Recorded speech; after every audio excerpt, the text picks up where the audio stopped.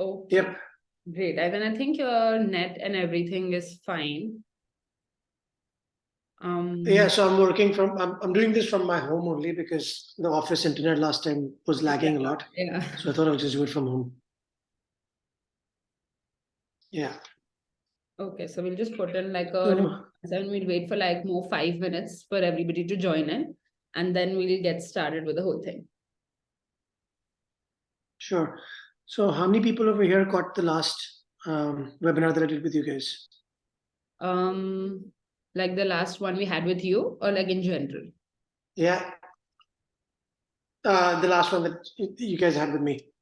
The last time I think we I don't remember the exact figure because it was thought time back, but I think we had No, like no. I'm asking how many of the people present here today were there last time? also the question is for the audience, so I'll let them have this one. Yeah. Yeah. Yeah, just put it in the chat. Were you guys nice? And yeah, they can just Yudhishthir. start putting a thumbs up if it's there. Okay. Welcome. Amarvati Curry House. Good to meet you guys, whoever's joining me the first time. And whoever was with me the last time, I think I reached out to everyone who reached out to me. And I hope you guys have gotten a ton of value from the last webinar and from our conversations. So this one is going to be more finance focused. And I understand there's so many questions that every single client that works with me, they have about finances. It's scary, right? I Being think a like restaurant owner and having to deal with finances. yeah, everybody thinks that like restaurant is so rosy and like so easy to do. And I think like once you get into it, you realize that it's not at all as rosy and as romantic as it looks on the outer face. And there's a lot of nitty-gritty inside, and there's a lot of things you have to actually take care of. Well, let me put it another way. Like if you water the garden, it's rosy. If you leave the garden not watering it and not putting in the right fertilizers, it's definitely going to have a lot more mess than roses. And that's with every business. Yeah. I mean, Yeah, I've exactly. worked And with not just, yeah. So a couple of clients of mine, they are into retail, fashion retail. Again, the same exact, like, if you can mirror the problems of every business owner and just spread that across the industry, they will fall down to the fundamental few. yeah, Most of the time, like I've seen, people are so in love with the product that they're creating yeah, that they expect, and rightly so, they put in so much hard work. They expect that the market will, just market it for them. That's not ever the case. yeah, Marketing is the blood and oxygen of all businesses, and that's what I try and change the focus on to. So if yeah. you want to make your business rosy, be the best marketeer, and this is a mind shift change to become the best marketeer. I agree. I agree So with this. So I think like few people have started joining. I'll just start playing a few ads till everybody joins, and then we can start and I'll give your introduction to everyone. Yeah. yep.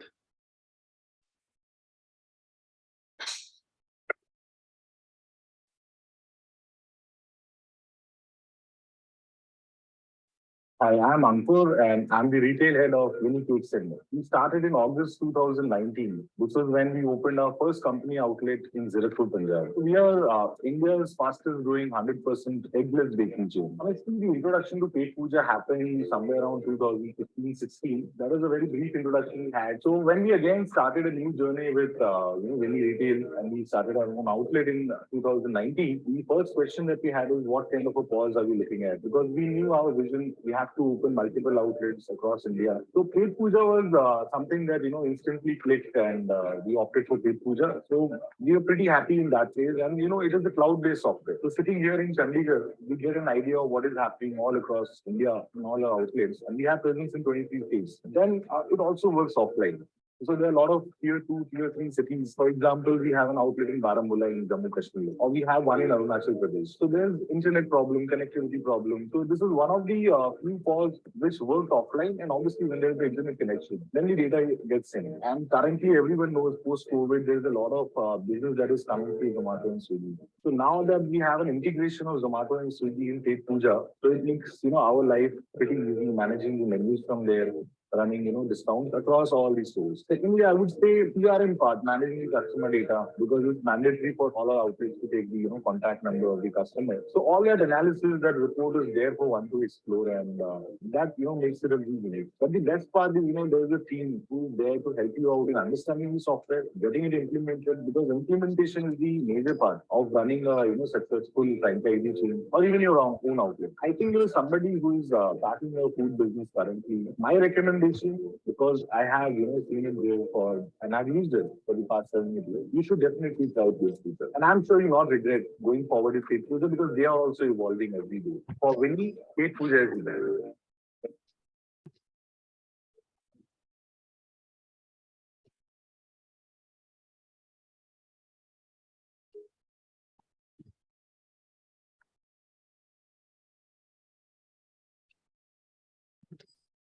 Hi, I'm Siddharth, Managing Director of Sherlock Fox. We as a brand proudly call ourselves one of the oldest brands in Bangalore. We've been around since 1991, and we took over this brand in 2014. And since then have expanded into 4 cities with 8 outlets. We are present in Bangalore, Mangalore, Hyderabad, Chennai. The 3 things that I really love about Petpooja are, first being the inventory management system and the reporting system that they've built into this. As an owner, this gives me complete access to what I want to see, when I want to see. I have accessibility in terms of my phone, my laptop, anywhere I am, I get to see what I want. The second thing that I really love is how user-friendly the whole system is, one for the staff, and in terms of customization, how we are able to have our BOTs printed at 2 different locations. We want a separate BOT for our draught beer, that's possible. We want a separate BOT for our cocktails, that's possible. We wanted to stand out by being a cocktail bar in central Bangalore.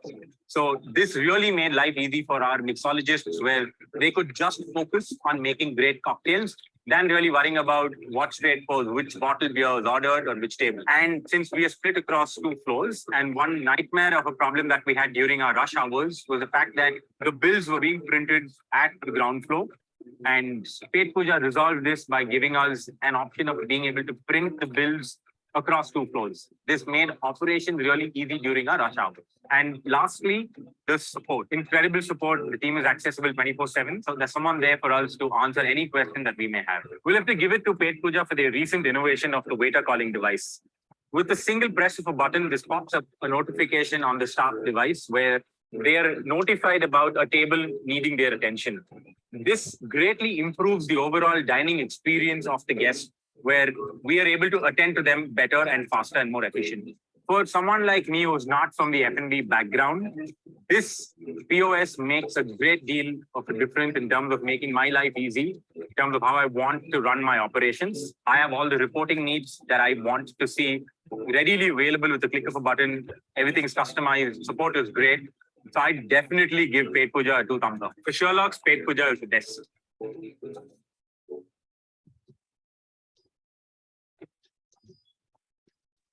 Pompa. So that was a small gist, and I think like quite a few people have already joined. So let's just get started. So hi, I'm Dia Harjani from Petpooja's marketing team. I'm the social media head out here, and today we have Anhad Sethi with us, and he's already had a webinar with us, and we had such a great response with him that we were like, we definitely need to do like one more webinar with you, Anhad.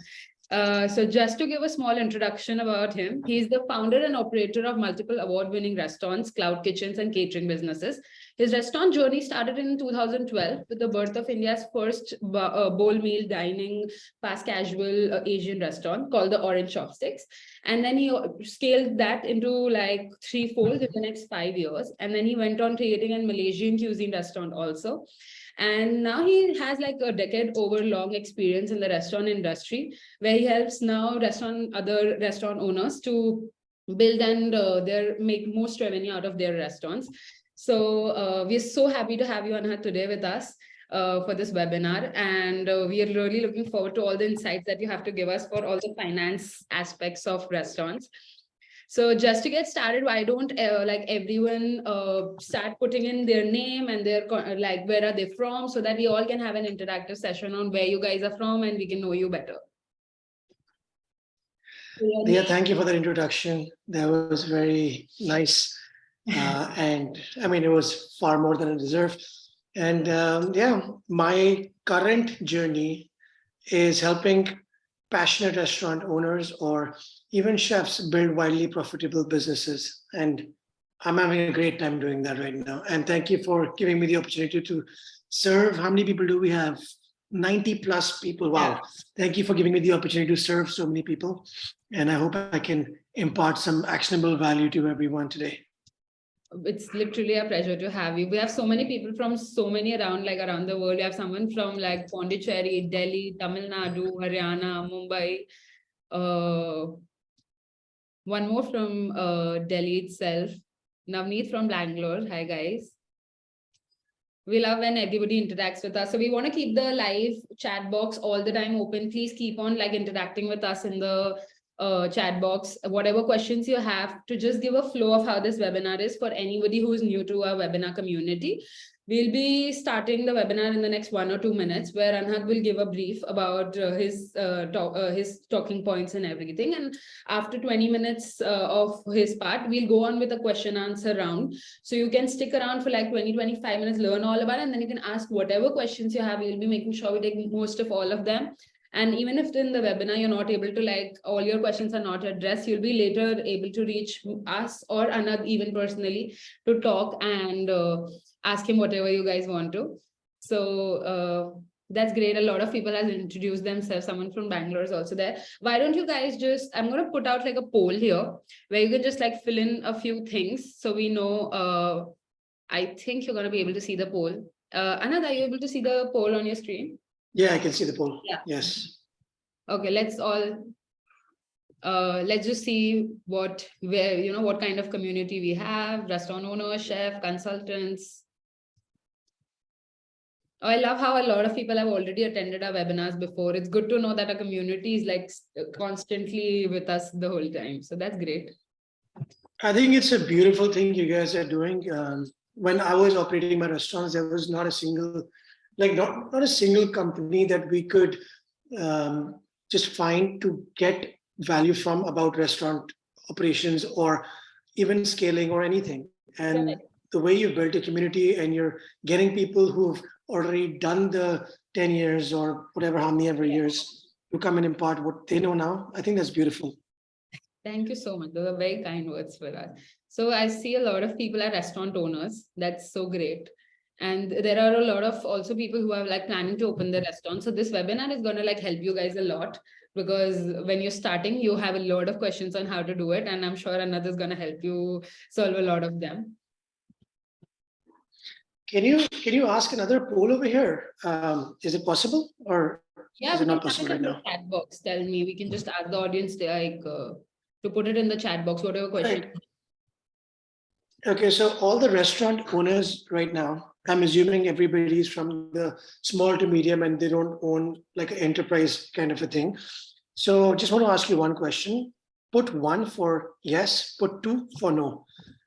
As a restaurant owner, do you guys have a fixed salary that you're withdrawing from your restaurant, or are you guys anticipating profits and then you take home your money?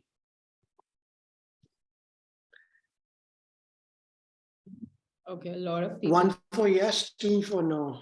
Yep, that's what I. So there's so many no's here, like 2's here. I'm very happy that I'm meeting all of you, and I'm going to share a few stories. Wow, that's wow. 1 yes. Okay. I was actually expecting this response because this is what usually happens whenever we open a restaurant. We as restaurant owners, we take care of the whole business. It's our baby. We are so attached to it. And we are very optimistic about being profitable. That's why we get into the business. And more often than not, we are making decisions based on month and month and all of this. So we're going to address all of these things in this webinar today. And I'm sure that whoever said no will be facing some sort of a burnout, or how do I become profitable? How do I? Yep. Yeah. A lot of no's and seconds. So let's get into it. I think most of our audience have already joined us. So Anhad, I'll give the floor to you, and let's go ahead with the webinar ahead. Okay, I'm going to share my screen. For the people planning to open a restaurant, I'm going to give you one crucial piece of advice that saved me twice now. So one second, let me just share the screen.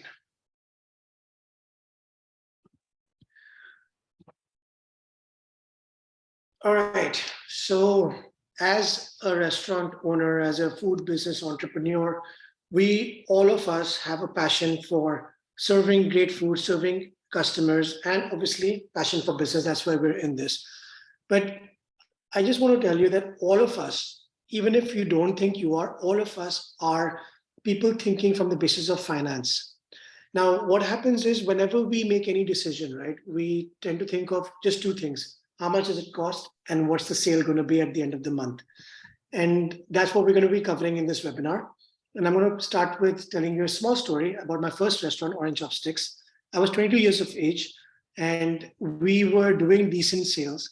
We were not making money, and we were doing phenomenal sales, actually. We were full 3 times in a day, and we had waiting and all of that.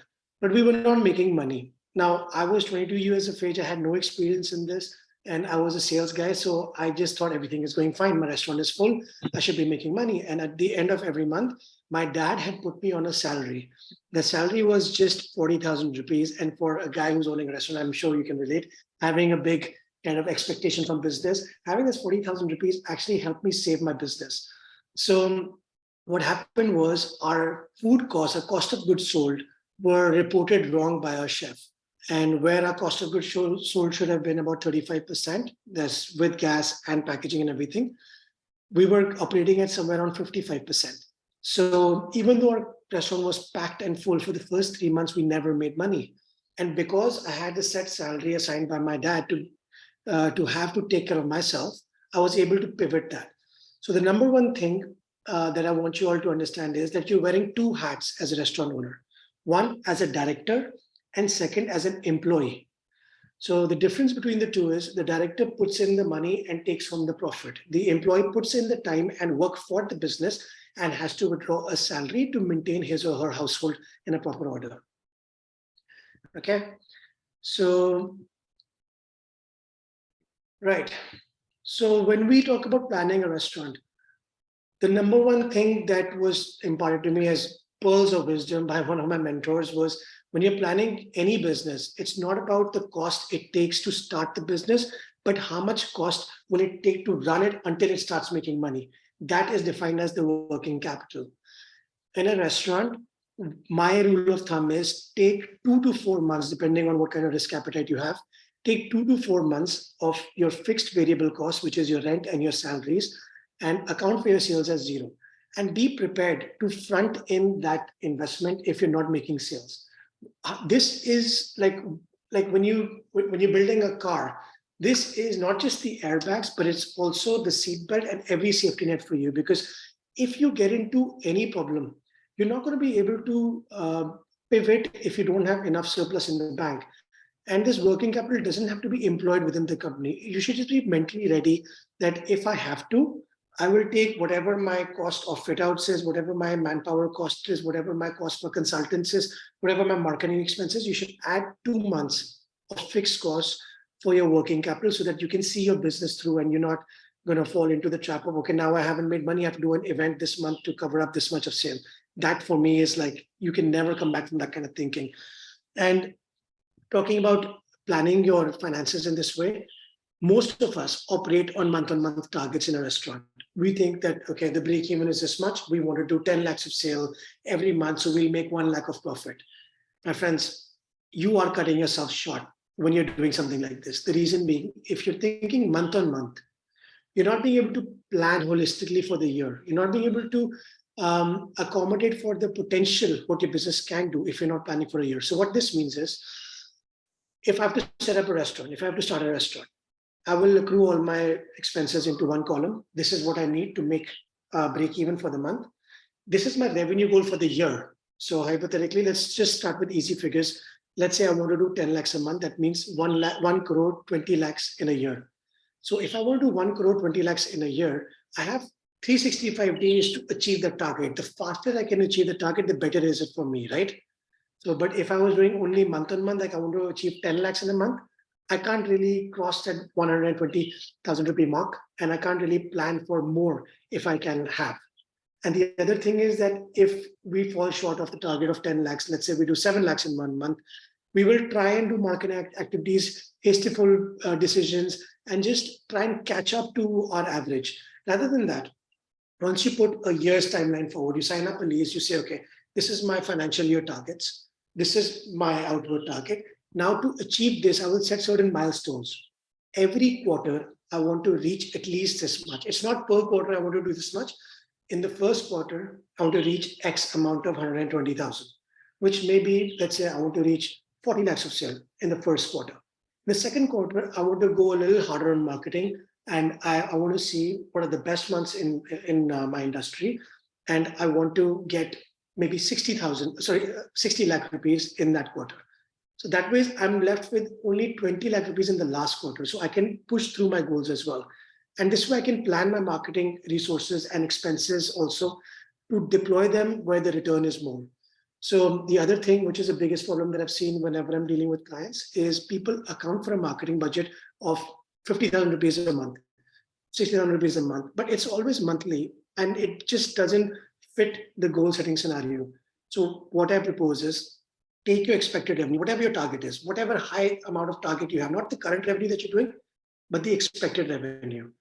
So take 3 to 5% of that as your marketing budget, and just deploy the marketing capital where the return of marketing, the months are more. So for example, in Delhi, the month of June is a fairly low month all across the industry. People are traveling, it's hot outside. Whatever we do for marketing, we're not going to get a big return on it. So we don't employ a lot of marketing in that month. Instead, we wait for the Diwali season to happen and we deploy most of our marketing expenses for the months of October, November, December. And you'll see many restaurants do this. The reason they do this is because when you plan for the full year and you have a budget set across for the full year, you deploy XYZ amount, a small amount in the months that you don't have a big return. And whenever you have a big return, you employ the heavier budget at that time so that you can get more engagement, spread the word more, and acquire more market share from the audience. Guys, just taking a small pause just to see what are you guys writing. Voice issues, it's echoing. Okay. Okay, just a thumbs up or a 1 if everything's good. Can you see me? Can you hear me? Yeah, I think like from my side it's all clear, but yeah, it's Yeah, all I think it's all good. yeah. Okay, thanks, guys. So when we're planning our resources, think of the year's goal. Don't think of month on month. Month on month will not just limit your potential, but it will also make you, chase after. If you're not making the goal, you'll take more. You'll spend more money with Zomato, Swiggy, this and that, and you're just going to play catch up. So even wherever you are, you're a current restaurant owner, wherever you are, take today, put a full stop to your activities, how it's happening, and see your year's goals out. See how much you want to make in a year. What will be your business goals? Second thing, guys and girls, the most important thing, if you're a restaurant owner, I'm sure you're operating the restaurant. I'm sure you're helping the manager with his work. I'm sure you're helping the chef curate menus. I'm sure you're doing all of that. Why aren't you paying yourself? Everybody said it too. I'll tell you how to set marketing goals in a bit. Everybody said too. That means none of you are paying yourself. Guys, that 40,000 rupees salary that I was being paid when I was 22 years of age and my restaurant was packed helped me save my business because I was okay to take a few days off of operations and understand what the problem is. If I didn't have that, if I didn't have a set salary for myself, I would just be like, okay, more sale, more sale, more sale. I could have never seen behind the curtain, okay, what's actually wrong? I'm full, but I'm not making money. I have more bills than revenue at the end of the month. So put whatever salary. It's the salary is not what you want. Yeah, I want to have 1 crore a month, whatever. All those dreams are great, but put whatever you need, the bare minimum that you need to operate your house to make sure your personal life is in order. Put that as your salary. And I'll ask you simple questions. You are paying your manager's salary, you're paying your employee's salary, you're paying the rent, you're even somehow managing to pay the suppliers. The reason you're not being able to pay yourself is because you haven't accommodated for that in your cash flow. So even if you put hypothetically 50,000 rupees, and if you put a set amount that has to come back to you as a salary, and if you instruct whoever is your finance guy, if it's your accountant, if it's somebody in your family, if you instruct them that this has to come back to the house, make sure it comes out before you pay your employee's salary, before you pay your rent, before you pay anything. There's a common saying, and it's in the planes as well. Like, if there's problem in the planes, put your oxygen mask on first. The reason they say that is that if you're okay, you can take care of everybody around you. So that salary is for you to be okay, to be mentally strong, to be able to pivot, to be able to make any decisions which are good for your business. So the other thing which is more important is, okay, how many of you are not making money? How many of you are kind of hand to mouth, 1 for yes, 2 for no, I'm good? How many of you are not making money? 1 for I'm not making money, 2 for I'm okay. All right, so fair amount. All right, so it's a 50-50. Okay, awesome. So, there's a term in business called realized profit and paper profit. You can see with your accountants, from 4 years, you're not making money. Okay, so this is very important for you. There's a thing called profit in the books, where your accountant will say that, okay, we have a loss of this much this month, we have a profit of this much this month. And if you go to your bank account, you'll find there's no money in the bank account. It's very common in business. Profit and loss is different from cash flow. Cash flow is how are you managing the inflow and outflow of cash. You have set calendars, set deadlines to pay your suppliers after X amount of days, pay your staff within X amount of days, pay your rent within this amount of days. You need to pay yourself as well. If you're looking for outside permission, I'm giving you permission. Pay yourself. You deserve it. You need it. You need to have it to be better for your business, to show up better for your business. So I'll give you one small example. There was a restaurant of mine which we were doing fairly good. We were making a lot of profit. I mean, on paper, our accountant was like, okay, we made this much profit. But anytime I used to look at the bank, I'm like, where is the money? Where is the money? And I was like, it doesn't make sense. So that's when when one of my mentors, he told me, having profit on paper and having cash in the bank, there are two different things. So to have cash with you, you need to manage your cash flow statements and not your P&L.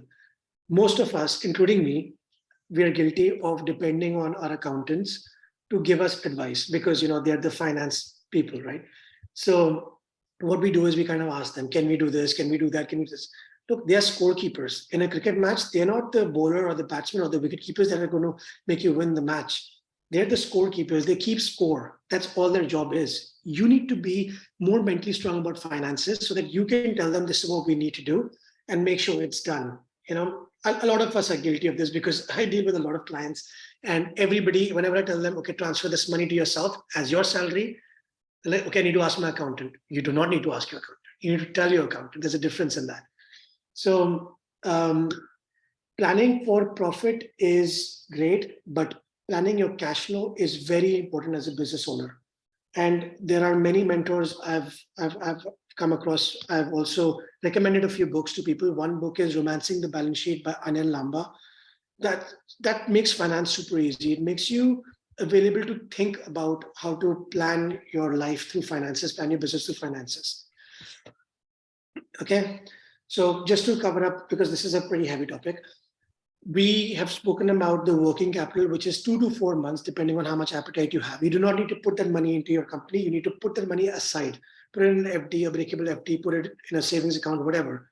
But it needs to be available if your business runs into trouble. And when the working capital runs out, either you inject more capital, which I don't recommend, or either you change your business model.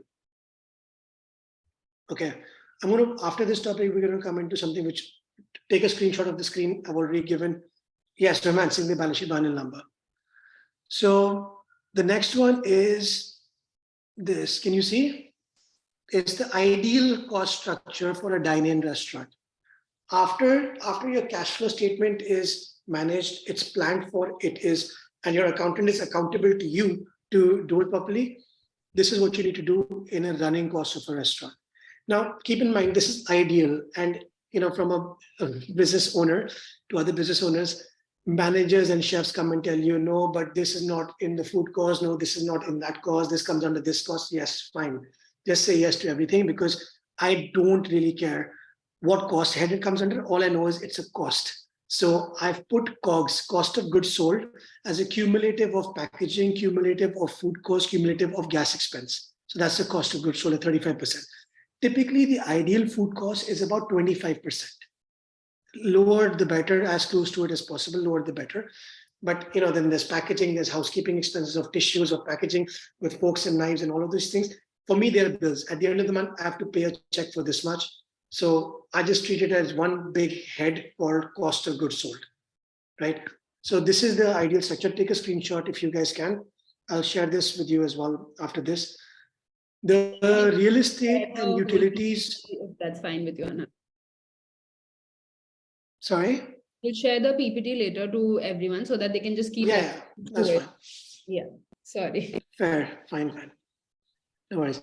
So the real estate and utilities, again, the heads that come under this are rents, maintenance, and even electricity, right? This is every cost that comes into the real estate.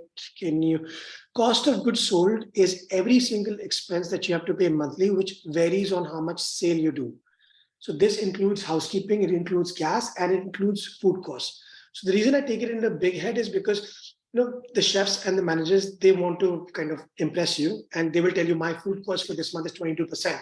But when you're paying the bills, I'm paying over 35%. So they're like, no, but this doesn't come under food cost. This doesn't come under this cost. This comes under that cost. So it's fine. I say yes to everybody, and I'm like, okay, let me do my job and let me put this in cost of goods sold. I typically try and limit my cost of goods sold to about 35%. The lower, the better, but 35% is realistically, yes, I will share the takeaway. It's in the next slide. 35% is realistically what I've been able to achieve, and I've not been able to go lower than this, honestly. I mean, 40%, 35% to 40% is where I've optimized on.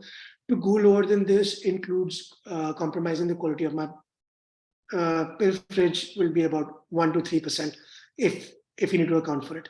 So without degrading the quality of my brand, of my concept, 35% is the ideal cost of goods sold that you should be able to maintain. Marketing, like I said, is 5%. This includes all the advertisements you're doing, you're paying any consultants, whatever XYZ that you're paying. It should be under that. And that's how you check if the activities that you're doing, are they paying you or not?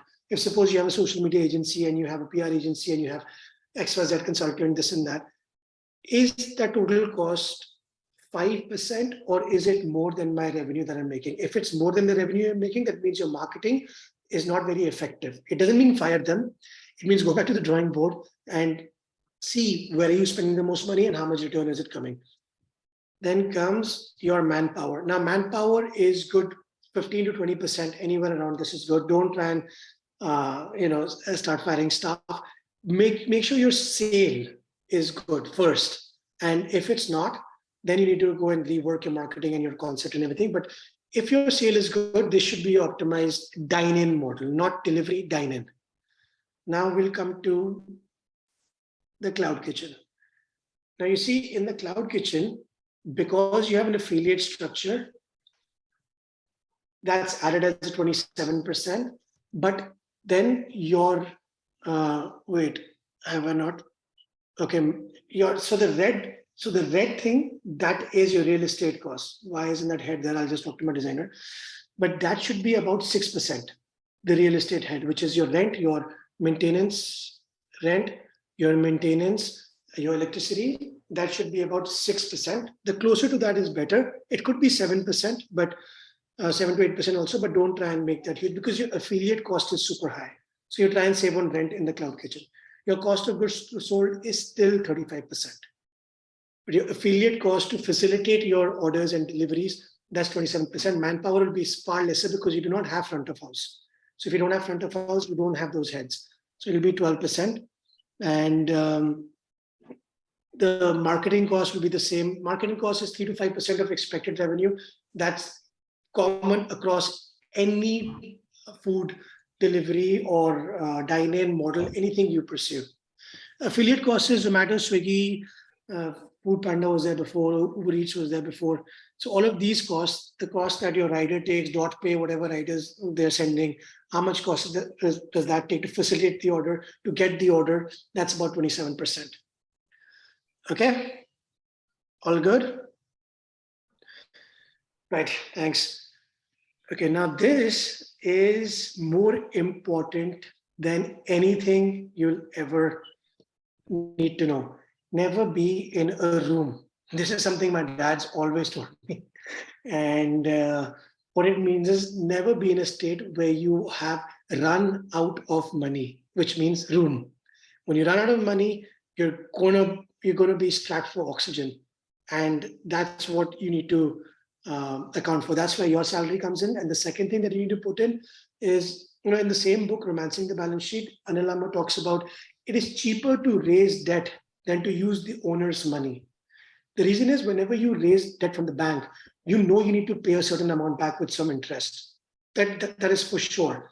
But when you put your own money, you're very careless about the EMIs that you need to pay back to whoever you raised the money from, your parents, yourself, whoever. So that is very important. Putting two heads, one is your salary and the other is the payback. Put this in. Now, how do you put the payback in? Let's hypothetically say you've raised 10 lakh rupees for a cloud kitchen. Very small amount. I mean, small or big, that's I'm talking about a small amount because we can talk about crores for a restaurant also, but let's talk 10 lakh rupees for a cloud kitchen. You've raised that from your own self. The lease for that cloud kitchen is for 3 years. Now in 3 years, you have to pay the 10 lakhs back, and the minimum return on investment, which is 7 to 8%, which even an FT will give you 7%, which even an FT will give you, add that and put that as an equal monthly installments to the payback for the capital. The reason you do this is because if you don't do this and if you run into losses, you will have no fallback to pivot from. So even if you haven't done it till now, start now. It is never too late to start. There's a Chinese proverb when so many personal development teachers speak of this. The best time to plant a tree was 5 years ago. The second best time is now. So if you haven't done it for so long, that's okay. Just don't be hard on yourself. Do it now. Put in your salary, not what you want, but what you need, and put in the payback amount as a cash flow head and make sure it's done. The third thing you need to do after you do this is, so whenever we are in losses, our accountant tells us we made this much loss, and in our heads, we're like, okay, shit, now we need to, make sure our sales is this. Don't do that. When you're withdrawing the money from your company at the start of the month for yourself, make sure you also wear the hat of the director and you're putting back the money, whatever is needed for losses. So let's say my loss is 1 lakh rupees for the month. The time for the salaries, the time for the rent, all of that will come, and I'll somehow manage to pay it. I'll fall a little behind on my suppliers. As a director, it's my responsibility to pay that amount or to accommodate for that amount as well. Do not just have a paper analysis of, okay, I made a loss. Because two things happen. One, you become very lazy about it. You become very casual about it. The second, when you actually physically perform the act of paying the company, it hits you. When the money leaves your bank account, it hits you. Same way the money, when it comes into your bank account, you feel good. Same way when the money leaves your bank account, it hits you. And what I usually do is, because month is too small, guys. Month is too small. 30 days is not enough. I usually do every quarter. Every quarter, I look at the whole P&L. I see, okay, I've withdrawn this much money as salary. This is my salary. Nobody can question that. I'm not allowed to feel guilty about that. But I need to inject this much money for the quarter because I've run into this much loss. So for the next quarter, I'm this much behind. From the working capital, if you have the working capital still, you'll be able to fund that in. But if you run out of the working capital, then it's your job to refinance the company. Abhijit, I do not know what the last point you want me to repeat is. Never be in a room means never be in a state where you run out of money, because that is like the hardest thing to come back from. You can. It's room is run out of money. The second thing is always put your oxygen mask on first. You do not feel guilty about withdrawing a salary. Many people have that mindset that I'm a business owner. No, I have to pay my staff, I have to pay my rent, I have to pay my suppliers, my marketing agencies. But you also need to pay yourself if you're putting in the work. If you're just a business owner and not an operator, that's okay. Don't put in the salary because that means you're doing something else for your stable income. But if you're a business owner and an operator, put in an X amount, be it whatever small the amount is, put it in. No, the cloud kitchen marketing spend should not be higher than the 5%. The reason being, you can take the marketing cost anywhere, but the affiliate cost also covers a lot of the marketing duties because as a matter of Swiggy, all the orders that come through is also part of the marketing cost. So that's included in it. All right. The third point I've covered 5 times now because it is super important. You need to treat yourself both as an employee and a director. So going to when you mentioned about the loss. Okay. So Abhijit, just for everyone again, when you plan your restaurant finances, if you plan month on month, it is a very tight period to make sustainable change or to make any pivots or to even engage proper marketing resources. So I never prescribe that. Have a year's plan and then break it down quarter by quarter. So let's say for the first quarter, I've run into 2 lakhs of total loss, right? My working capital, if it's there, I should be able to inject it after the quarter. Like, okay, we've lost this much, we should be able to inject the working capital. If you haven't accounted for working capital, account for it now. If you can't account for it now, put in your salary first. Because if your business is going down, at least take care of yourself, right? So the reason I say this is because after the quarter, if you're into losses, you will have some sort of a safety cushion to put it back in the company. If you do month on month, I mean, you won't be able to make any changes. 30 days is a very, very, very small time period. It before you know it, 3 days are over and you're already looking at the next month's sheet. So when you do a year's timeout, then you do a quarter time milestones, and then you make sure your activities towards that quarter are going in accordance with the plan. Okay, there are a lot of questions coming through. So this was thing, Anhad. We'll just you can just finish your PPT, and I'm like our team is noting down all the questions. So once you're done with your PPT, we'll take all the questions in the Q&A round. It'll just be easier. Awesome. Yeah. All right, awesome.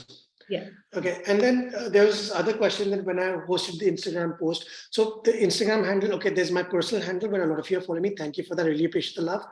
The Instagram handle, A Perfect Recipe, is where I focus on all restaurant content, every single thing about that. So a couple of questions that came through is, how do I know when to scale my restaurant if I'm just making some profit? You scale your restaurant as fast as you can. Because if inflation doesn't kill you, competition will. So you need to also being good in your business. You need to also, the reason the buyback and all is the payback and all is so important is because then you can have money to invest in the next venture if you're profitable. So, and the second thing that came in was, if I need to plan my salary, how much do I take? Like I said, guys, as much as you need, not what you want. What you want, you withdraw from the quarterly profits. But what you need, you withdraw as a monthly salary. And how much time are you putting in? The best way for me to think about this is, if I have to hire my replacement, somebody that does everything I do except business development, except thinking about the business. If I have to hire somebody in operations, how much do I pay that person? And I pay myself first. So that's easy. All right. So I think I've covered most of the points. I hope you guys have got some value from this. That's great. So now we can start putting in the questions so that we Anhad will start answering. I think you took the last one, right?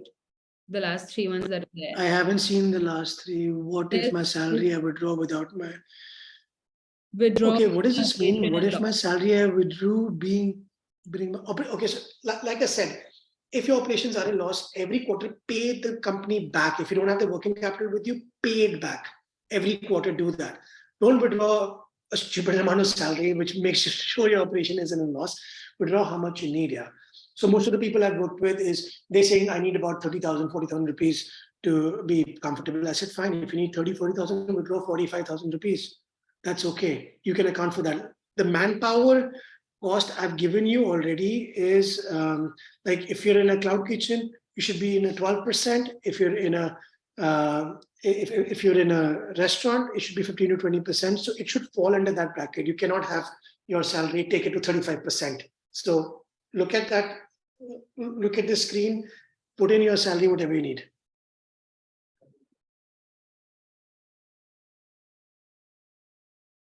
Okay, yeah. All right, so we can start taking in the questions. How do you think we should go ahead with this? Wow, these are a lot of questions that came in straight up. The supplier's payment as the purchase is not fixed. We'll start As the purchase is not fixed. I'll just repeat it if you want.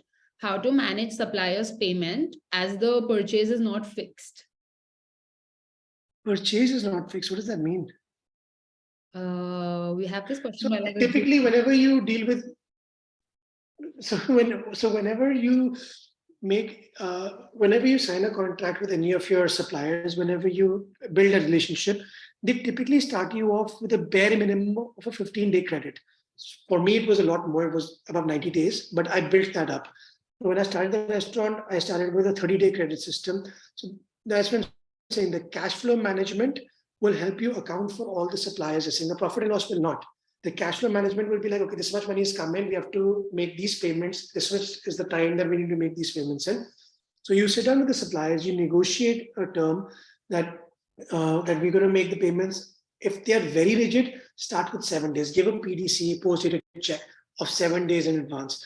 If let's say I'm taking 5 kilos of whatever, let's just take broccoli for example, I will give my vegetable supplier a check for that broccoli for 7 days in advance if he is too rigid. Most suppliers are not very rigid because it's a very common practice to have a credit term with the suppliers. So for me, I mean, stretch it as much as 45 days, 60 days also, 90 days if you can.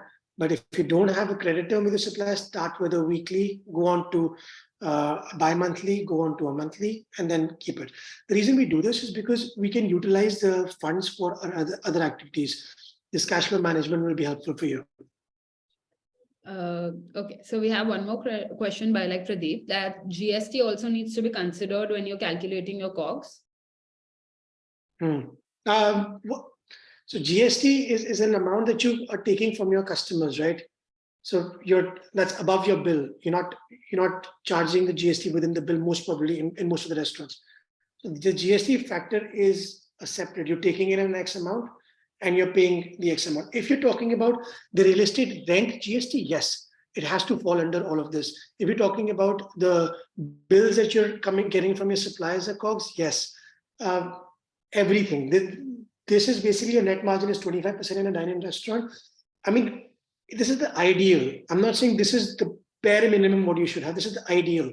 Bare minimum, you should look at least a 10% net margin so that your business is in a steadfast profit. Okay, we have Nikhil asking us how to decide how to invest in a new cloud kitchen. How to invest? I mean, basic thing is how much money do you want to risk? They want to know how to like decide Yeah. how they want to invest in a cloud kitchen. So whatever you think is going to be the marketing expense, make sure you have that. Go find out how much will it cost to set up what kind of kitchen. Hire a consultant is the easiest thing to do. See what all equipment you need for the cuisine or the idea that you have. See if your concept is a product market fit. Research about the demand before. So anytime before so even when I started Jom Jom, which is a Malaysian cuisine restaurant, before I started it out, before I put down the first brick for the brick and mortar, I did a stall at a very crowded marketplace, Asian Hawkers Market in Select City Walk. I did that because I wanted to see what's the adaptability to this. And I got a phenomenal response. So I knew that, okay, people are interested to try out this cuisine. If I failed in that, I would not have opened that restaurant because it was a very high risk restaurant.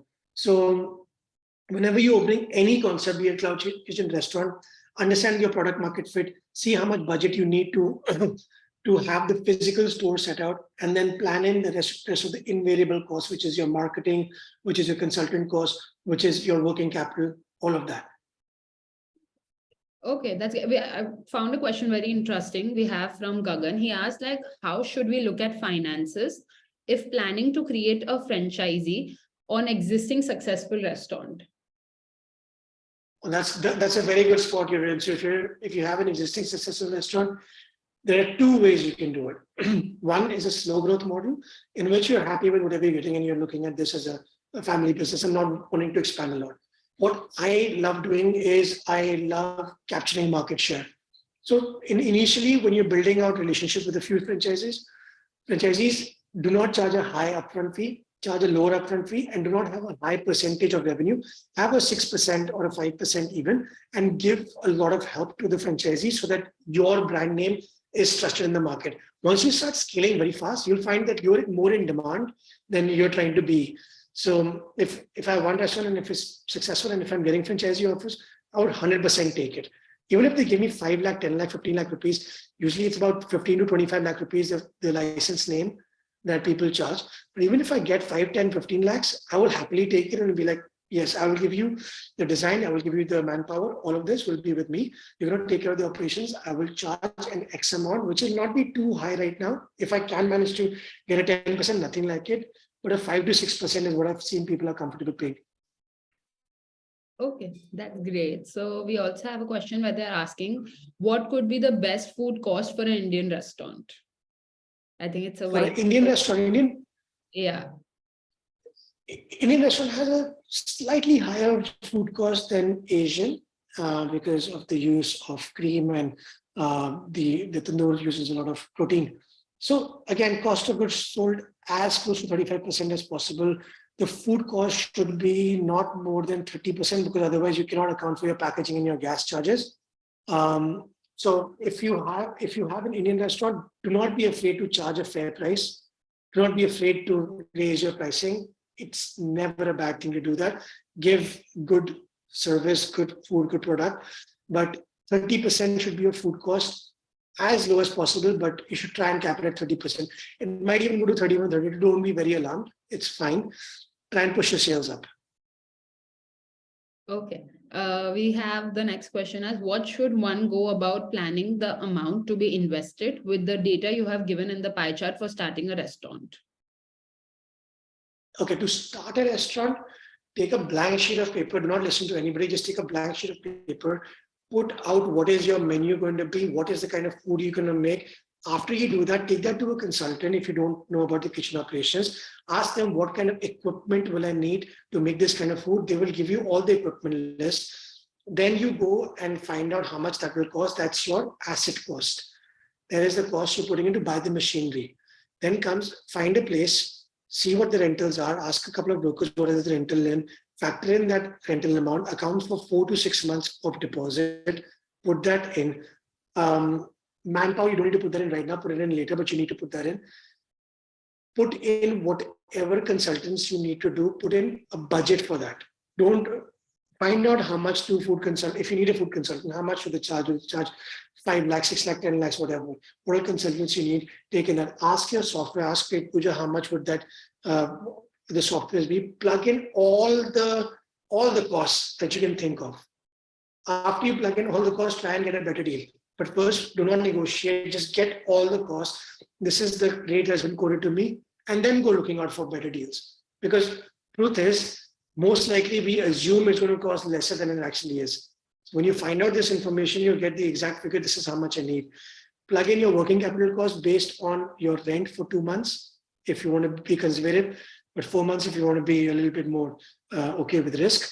And then when you're hiring for manpower, account for some money for them as well. If you have to pay 1 month of salaries without making any sale, because usually what happens is openings get delayed.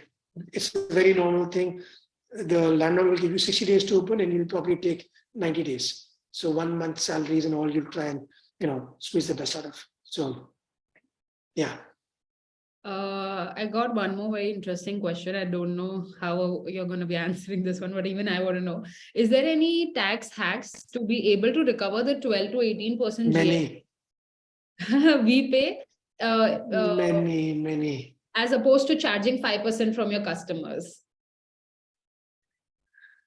Yeah, so there are many actually, but depends on, are you saving on rent? Rent is a very difficult thing to save, but in other, like, so for example,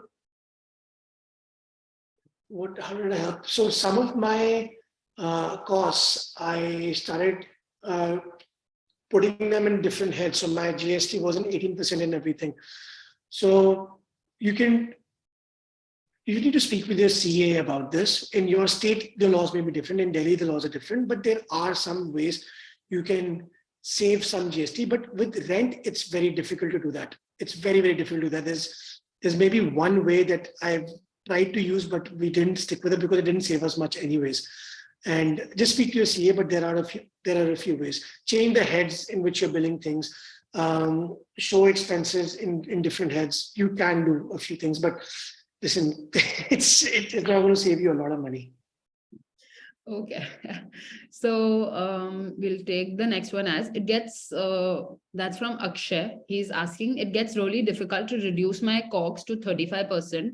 So either one, I need to reduce my profit margin or increase my price to customers. Both way, it's adverse situation. What to do?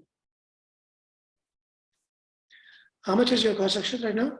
Just put it in the chat. What is your COGS right now?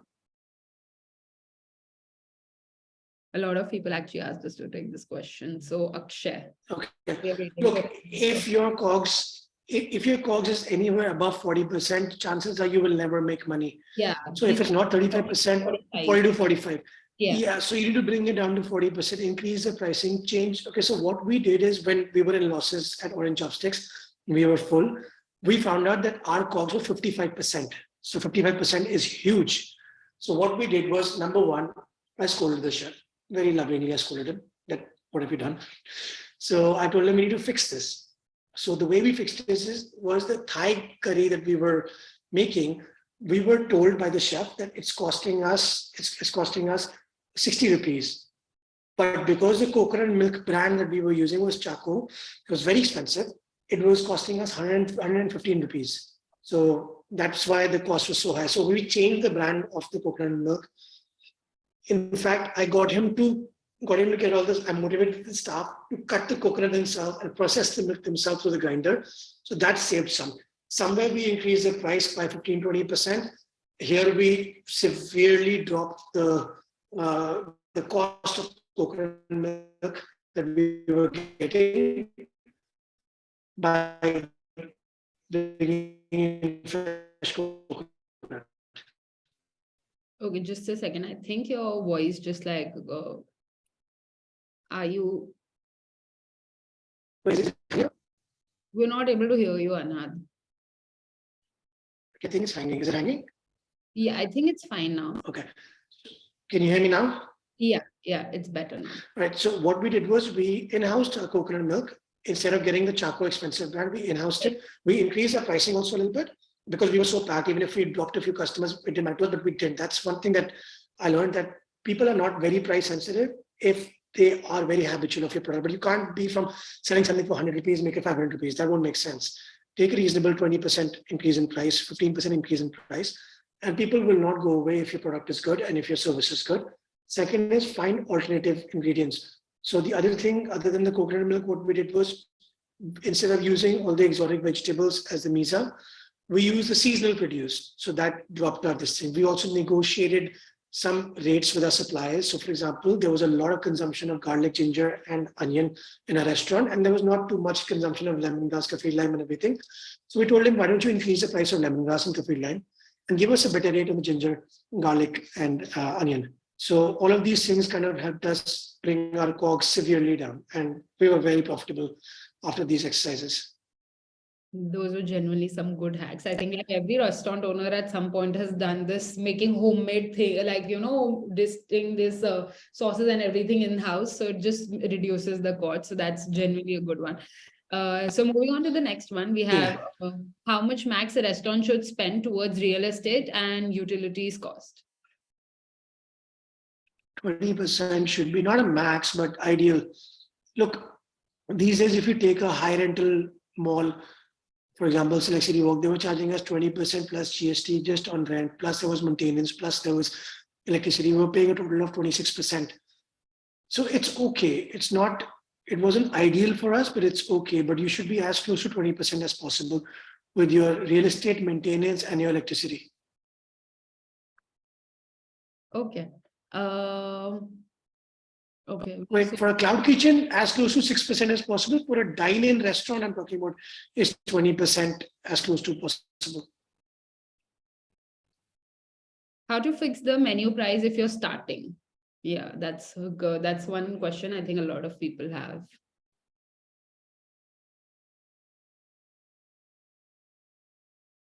I think, Anhad, your voice is not. Sorry.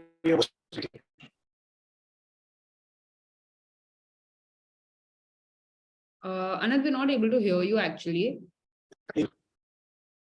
Sorry, guys, just give us a minute. Yeah, I can't hear you either. Okay. Doesn't Zoom have that 1 hour expiry thing? Maybe that's what's happening. No. We have the extension of like these meeting go on Yeah, for the like extension. that's not this. It's just some technical glitch only. I think now we're able to hear you. Yeah. Okay. So where were we at? 1 second.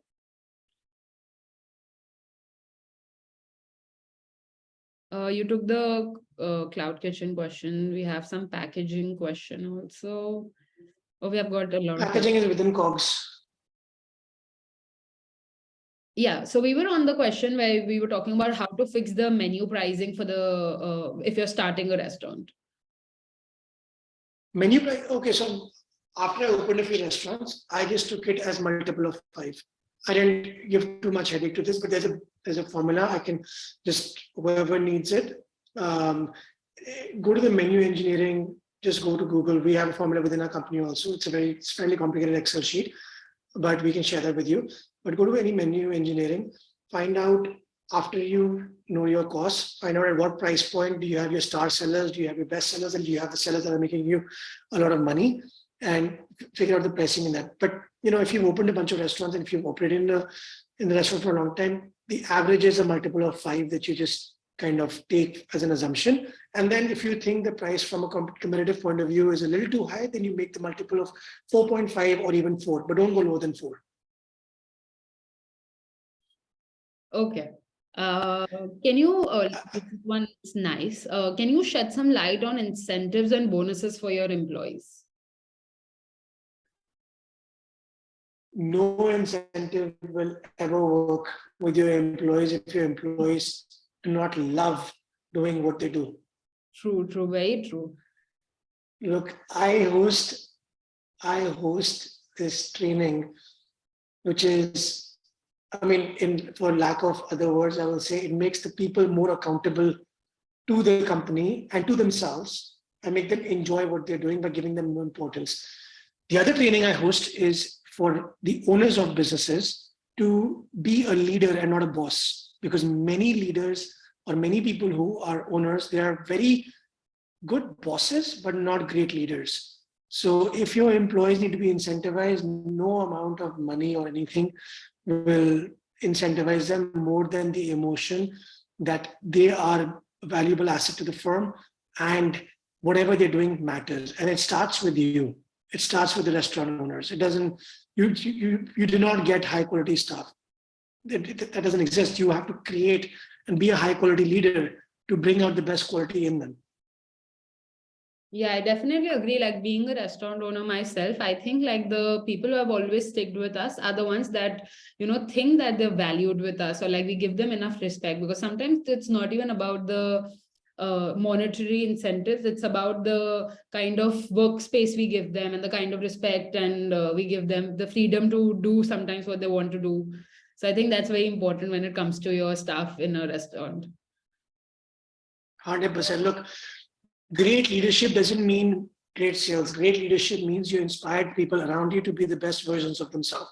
So as a restaurant owner, invest in yourself, become a better leader. If your staff is not the best that you have, it starts with you. And yeah, there will be some bad apples. There will be some bad apples in the staff. I don't disagree. But more often than not, I found the restaurant owners themselves are not impactful leaders. They are great bosses. They want sales. They want this is done a certain way.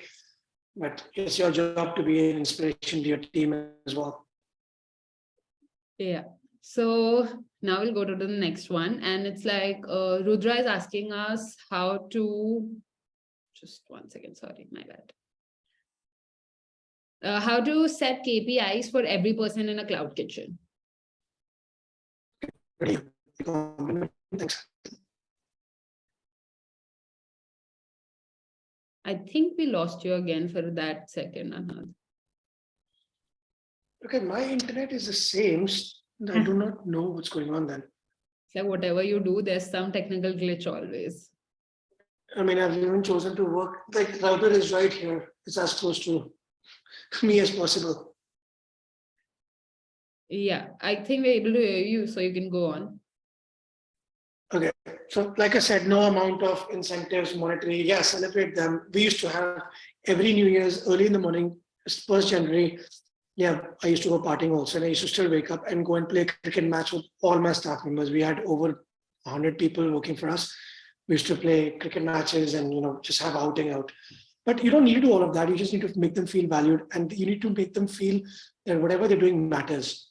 And sometimes you will have staff which are bad apples. I'm not saying that's not true, but more often than not, I've found that the restaurant owners, they do not create that impact as a leader, but rather become too friendly with them or too strict with them. But there's not a balance that you can strike to inspire them to be the best versions of themselves. And invest in training, get people. I mean, I do this personally as well for senior leaders, senior managers, not managers, but for corporate levels. And 90% of the time, everybody is focused on two things. One, how do I get my sales up? Second, when am I going to get my next promotion?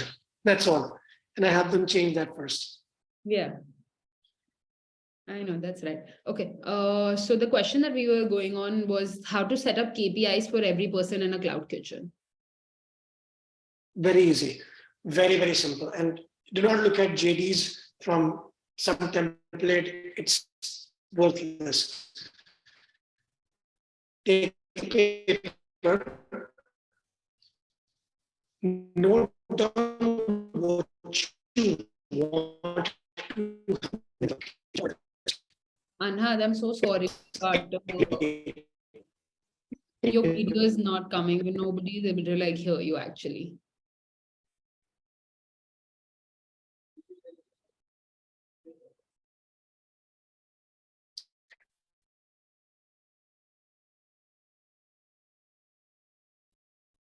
Okay. Should I sign in through my phone? Will that be easier? Yeah, you could try that, but I think your net is coming and going, but at this point it's fine. Okay, for setting KPIs, don't look at the people that you have and how to put them to work. Instead, look at your business and see if it was everything ran smoothly, what would happen. Minus out the names of all the people and just put it on paper. The person going in at X hours, let's say 10 in the morning, needs to chop or wash or receive the vegetables, receive the meats. Then the person has to chop and wash. And first, you write down the process. Take a blank sheet of paper, write down the process without thinking of, I have my chef, he has to do this, I have my manager, he has to do this. Don't think of that. Just think of if it's the ideal work environment. At this time, the vegetables need to come in. At this time, a person needs to come and clean the front of house. At this time, the chef needs to come in, or at this time, a person needs to come in and my sauces need to be made. My base flavors need to be made. At this time, this is supposed to happen. After you have that flow, assign tasks to the people. That's how you know this person is responsible for this person is responsible for this. And you're not putting in an overbloated job description saying you have to do this, you have to show up this way. All that is useless. Nobody pays attention to all of that. Okay, so I think we're almost, it's been more than an hour and we're going to be wrapping up soon. So we're going to take the last 2 or 3 questions maximum. The few of the last ones will be, how do you derive COGS for in cloud kitchen as we incur cost or commissions and discount?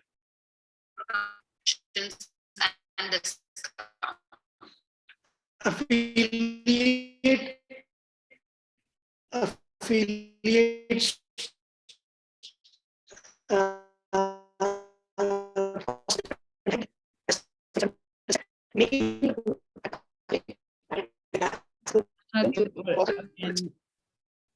We're not able to respond.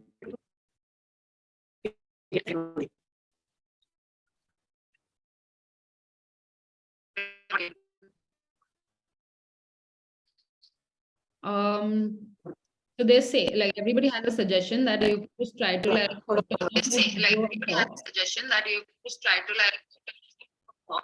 Video They're off, saying yeah. that- Yeah, this thing. Just let's just try it for a second, I think. You can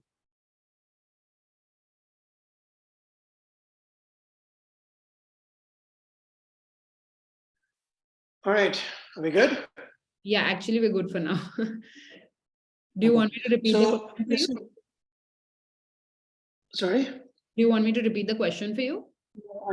I have the question. So Okay. the affiliate percentage in a cloud kitchen, that's a different head. Whatever you're paying to acquire the customer and facilitate the order through the affiliate, that's a different head. That's 27%.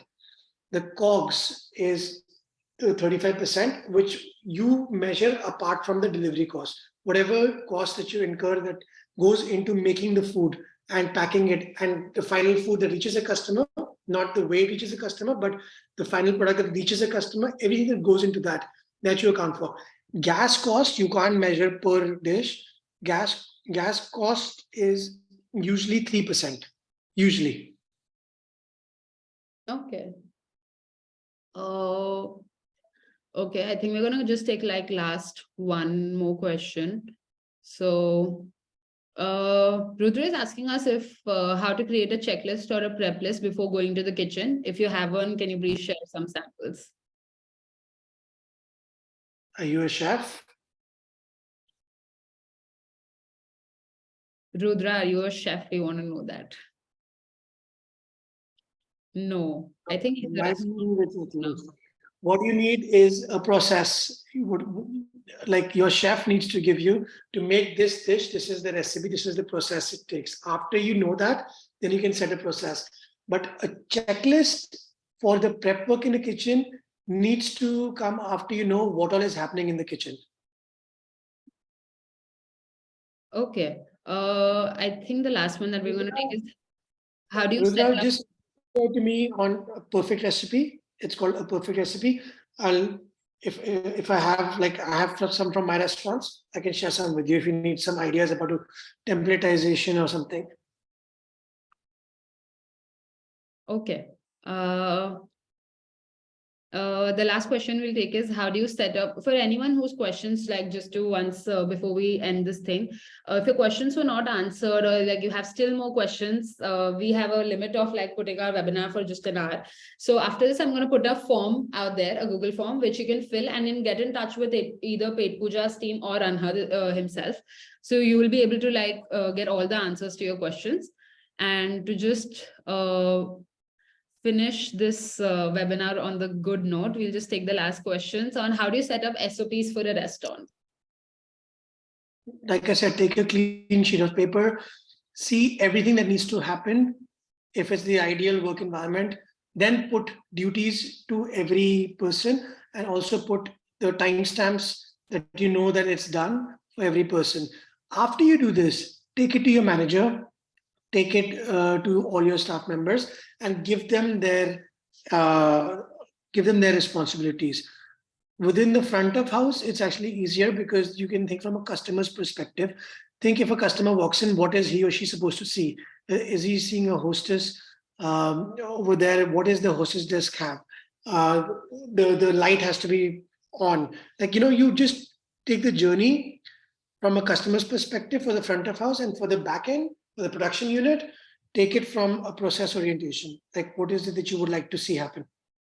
I think I covered this one though. Yeah. We've got one last one. We'll take that and we'll go ahead because I think this is like one of the questions everybody wants to know. Is there any formula to define the pricing of Zomato and Swiggy? Like how much percentage shall we increase to balance out the commission, taxes, and discounts? So there are two things in this. Number one, if you need to balance out commissions and discounts, you can leeway the charges, the delivery charges to the customer. I think Zomato has a head within that the delivery charges are borne by the customer. So do that. That will help you save some of the commission amount. Second, just if you need to increase the pricing in delivery, do it. There is no hard and fast rule that says that it has to be the same. But if you really want to get the best out of Zomato and Swiggy, have your pricing as best to 35% as you can in cost of goods sold.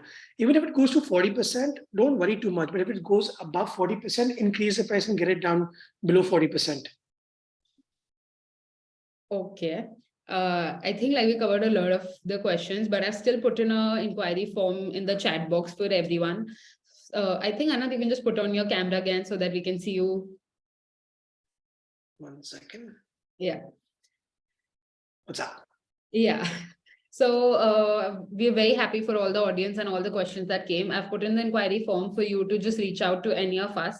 And just to, in the end, just to give an explanation about what Petpooja is for anybody who doesn't know about us or doesn't know much about what we do.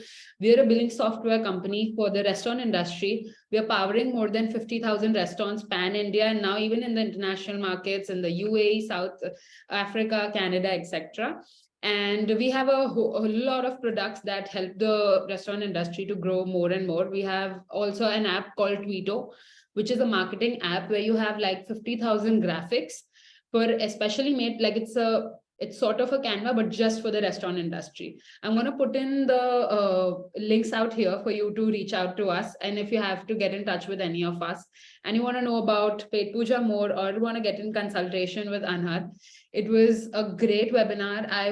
Why don't you all give us a thumbs up or like a review in our chat box to know if you guys liked it and how it was for you.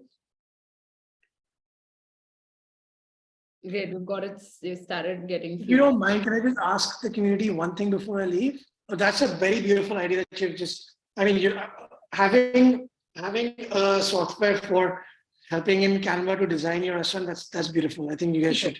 It's Tweeto. I'll put in the link here for downloading Tweeto. You'll get a free trial also right now because this is an exclusive offer for our webinar audience. I'll just put in the app link. And you guys can download Tweeto from there, have a look. If you want to know more about Tweeto, you just have to fill in the form and my team will get in touch with you to tell you more about Tweeto and other products that Petpooja offers. Until then, we're getting great reviews also. It was very helpful. Thank you. Thank you so much. My mama, he's one of the retail kings of North India. He said one thing, you feel so much more alive when you're helping and serving others, like you, Anhad, me, that you should do this full time. And so I'm actually opening something. It's called the Restaurant Rescue Playbook. And it's not just to rescue, it's also to just elevate you as a restaurant owner. I'm working with restaurant owners, and because, I want to serve as many people as possible, I'm going to be taking in like a group kind of like groups of 20 or 30. So just do me a favor. Anybody who's interested, just DM me on A Perfect Recipe on Instagram. I'm most active there. It's called A Perfect Recipe. Just DM me that you're in or something, and I can have somebody in my team reach out for a form, and we can just kind of elevate multiple people at once. That's such a great initiative, truly.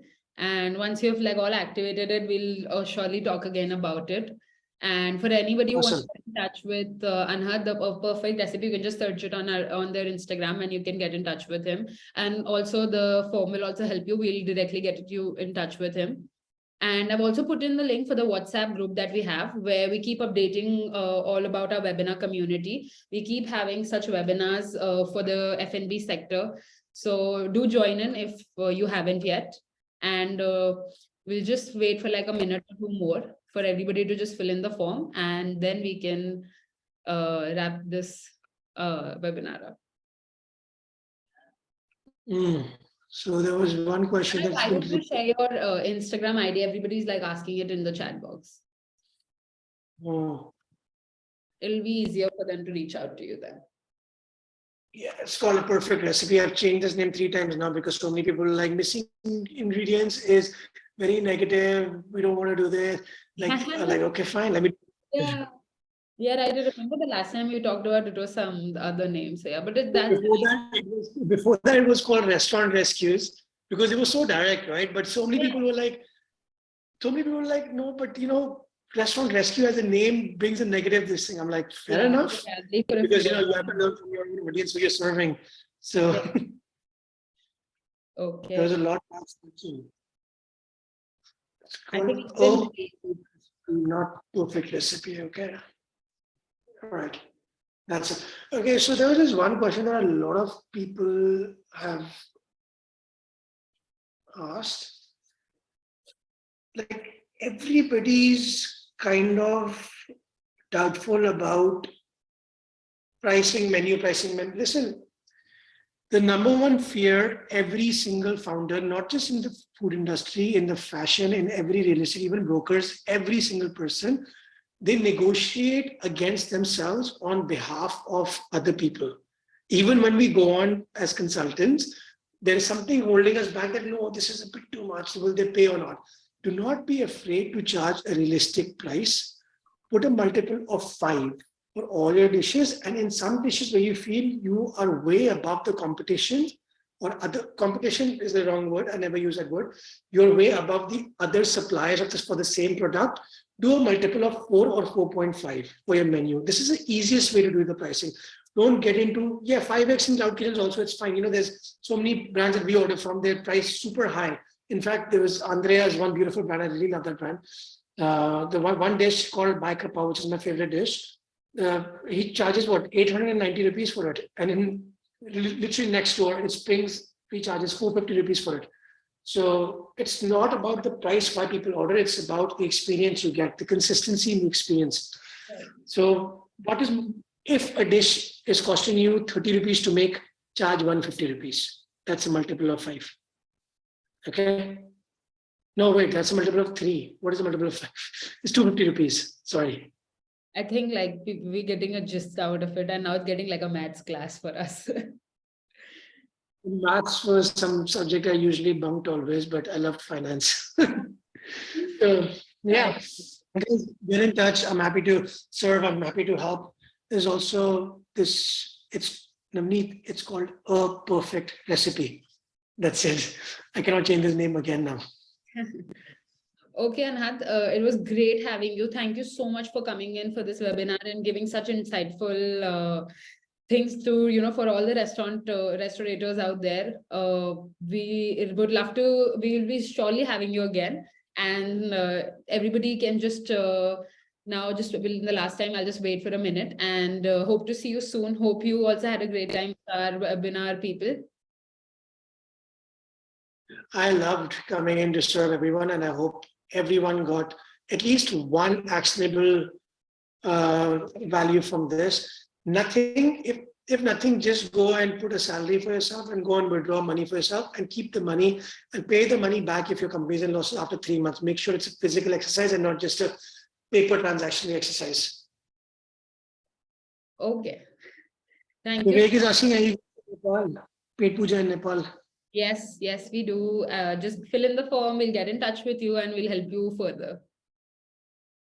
Great, guys. It was lovely having you all here. Thank you so much for the audience that stick by us with the whole time. Thank you so much. Hope to see you guys all very soon in our next webinar. That will be mostly happening in a week or so. We'll be posting about it on our socials and also on our WhatsApp groups. So just stay updated. Follow us on Petpooja on Instagram by Petpooja Pause. Thank you so much. I'll be going offline now. Thank you so much, Anhad. It was lovely having this webinar with you. Bye, guys. Thank you for giving me the opportunity to serve you guys. See you. See you. Bye, guys. Bye.